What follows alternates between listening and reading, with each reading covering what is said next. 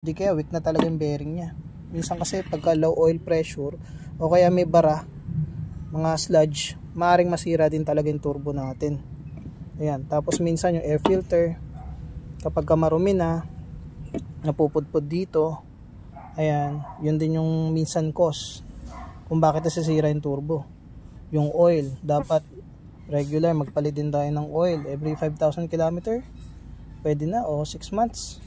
Pwede na mga boss, or 7,000 km, para hindi magkaroon ng oil sludge at hindi magbara sa mga butas ng turbo. Ayun. O mas mainam pag ganito, kapag nasira yung mga ganitong turbo, mas maganda i-check natin yung pressure line. Pressure line dito kasi naputol yung kanyang return. Ito.